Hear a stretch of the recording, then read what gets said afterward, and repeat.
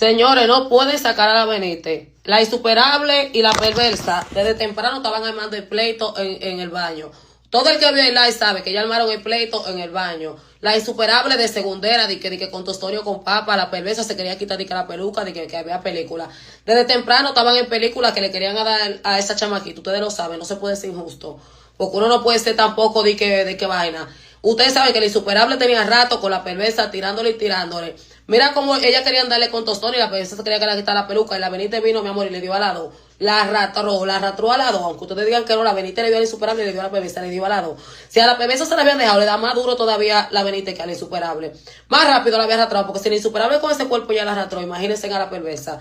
No se puede sacar, se tiene que sacar a esas dos.